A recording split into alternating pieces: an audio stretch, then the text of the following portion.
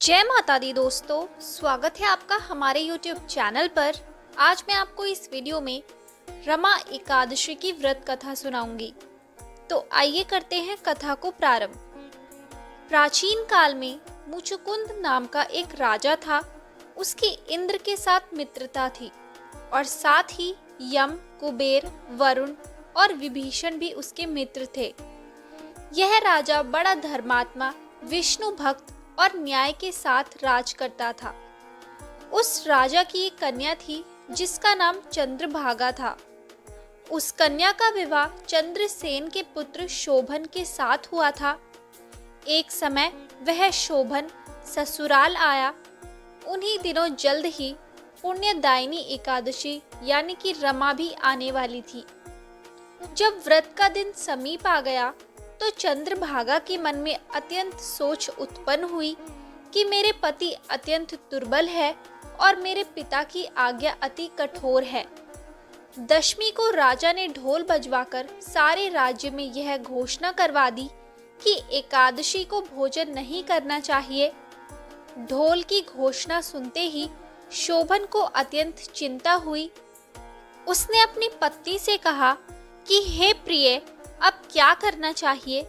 मैं किसी प्रकार भी भूख सहन नहीं कर सकूंगा। ऐसा उपाय बतलाओ कि जिससे मेरे प्राण बच सके, अन्यथा मेरे प्राण अवश्य चले जाएंगे। चंद्रभागा कहने लगी कि हे स्वामी, मेरे पिता के राज में एकादशी के दिन कोई भी भोजन नहीं करता। हाथी, घोड़ा, ऊंट, बिल्ली, गौ आदि भी तृण, अन्न, जल आदि ग्रहण नहीं कर सकते। फिर मनुष्य का तो क्या ही कहना है। यदि आप भोजन करना चाहते हो तो किसी दूसरे स्थान पर चले जाइए, क्योंकि यदि आप यहीं रहना चाहते हैं तो आपको अवश्य व्रत करना पड़ेगा। ऐसा सुनकर शोभन कहने लगा कि हे प्रिय, मैं अवश्य व्रत करूंगा। जो भाग्य में होगा वह देखा जाएगा। इस प्रकार से विचार कर शोभन ने व्रत रख लिया और वह भूख व प्यास से अत्यंत पीड़ित होने लगा। जब सूर्य नारायण अस्त हो गए और रात्रि को जागरण का समय आया, जो वैष्णवों को अत्यंत हर्ष देने वाला था, परंतु शोभन के लिए अत्यंत दुखदायी हुआ। प्रातःकाल होते शोभन के प्राण निकल गए। तब राजा ने सुगंधित काष्ठ से उसका दाह संस्कार करवाया, परंतु चंद्रभागा ने अपने पिता की आज्ञा से अपने शरीर को दग्ध नहीं किया और शोभन की अंत्येष्टि क्रिया के बाद अपने पिता के घर में ही रहने लगी। रमा एकादशी के प्रभाव से शोभन को मद्रांचल पर्वत पर धन धान्य से युक्त तथा शत्रुओं से रहित एक सुंदर देवपुर प्राप्त हुआ। वह अत्यंत सुंदर रत्न और वैदुर्य मणि जटित स्वर्ण के खंभों पर निर्मित अनेक प्रकार की स्फटिक मणियों से सुशोभित भवन में बहुमूल्य वस्त्राभूषणों तथा छत्र व चवर से विभूषित गंधर्व और अप्सराओं से युक्त सिंहासन पर आरूढ़ ऐसा शोभायमान होता था मानो दूसरा इंद्र विराजमान हो। एक समय मुचुकुंद नगर में रहने वाले एक सोम शर्मा नामक ब्राह्मण तीर्थ यात्रा करता हुआ घूमता घूमता उधर जा निकला और उसने शोभन को पहचान कर कहा कि यह तो राजा का जमाई शोभन है। उसके निकट गया।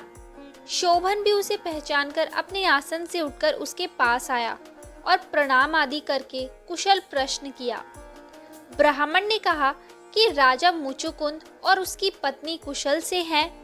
नगर में भी सब प्रकार से कुशल हैं, परंतु हे राजन, हमें आश्चर्य हो रहा है। आप अपना वृतांत कहिए कि ऐसा सुंदर नगर जो न कभी देखा न सुना आपको कैसे प्राप्त हुआ। तब शोभन बोला कि कार्तिक कृष्ण की रमा एकादशी का व्रत करने से मुझे यह नगर प्राप्त हुआ, परंतु यह अस्थिर है। यह स्थिर हो जाए ऐसा उपाय कीजिए। ब्राह्मण कहने लगा कि हे राजन, यह स्थिर क्यों नहीं है और कैसे स्थिर हो सकता है, आप बताइए, फिर मैं अवश्य में यह उपाय करूंगा। मेरी इस बात को आप मिथ्या न समझिए।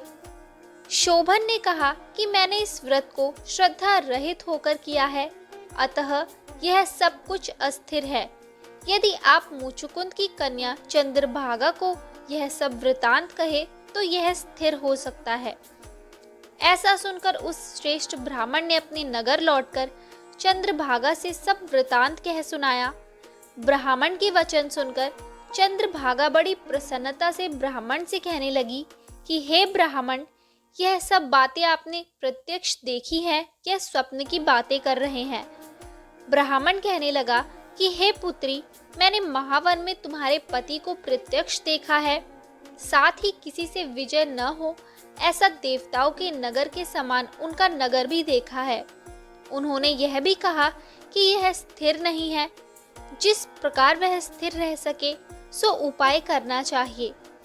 चंद्रभागा कहने लगी, हे विप्र, तुम मुझे वहां ले चलो, मुझे पतिदेव के दर्शन की तीव्र लालसा है। मैं अपने किए हुए पुण्य से उस नगर को स्थिर बना दूंगी। आप ऐसा कार्य कीजिए जिससे उनका और हमारा संयोग हो, क्योंकि वियोगी को मिला देना महान पुण्य है। सोम शर्मा यह बात सुनकर चंद्रभागा को लेकर मदरांचल पर्वत के समीप वामदेव ऋषि के आश्रम पर गया। वामदेव जी ने सारी बात सुनकर वेद मंत्रों के उच्चारण से चंद्रभागा का अभिषेक कर दिया। तब ऋषि के मंत्र के प्रभाव और एकादशी के व्रत से चंद्रभागा का शरीर दिव्य हो गया और वह दिव्य गति को प्राप्त हुई। इसके बाद बड़ी प्रसन्नता के साथ अपने पति के निकट गई। अपनी प्रिय पत्नी को आते देखकर शोभन अति प्रसन्न हुआ और उसे बुलाकर अपनी बाईं तरफ बिठा लिया। चंद्रभागा कहने लगी कि हे प्राणनाथ, आप मेरे पुण्य को ग्रहण कीजिए। अपने पिता के घर जब मैं 8 वर्ष की थी तब से विधि पूर्वक एकादशी के व्रत को श्रद्धा पूर्वक करती आ रही हूँ।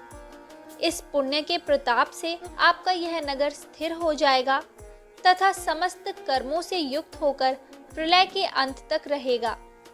इस प्रकार चंद्रभागा ने दिव्य आभूषणों और वस्त्रों से सुसज्जित होकर अपने पति के साथ आनंद पूर्वक रहने लगी। हे राजन, यह मैंने रमा एकादशी का महात्म्य कहा है। जो मनुष्य इस व्रत को करते हैं उनके ब्रह्मा, हत्या आदि समस्त पाप नष्ट हो जाते हैं। कृष्ण पक्ष और शुक्ल पक्ष दोनों ही एकादशियां समान हैं। इनमें कोई भेदभाव नहीं है, दोनों समान फल देती हैं। जो मनुष्य इस महात्म्य को पढ़ते अथवा सुनते हैं वे समस्त पापों से छूटकर विष्णु लोक को प्राप्त होते हैं। तो दोस्तों, ये थी रमा एकादशी की व्रत कथा।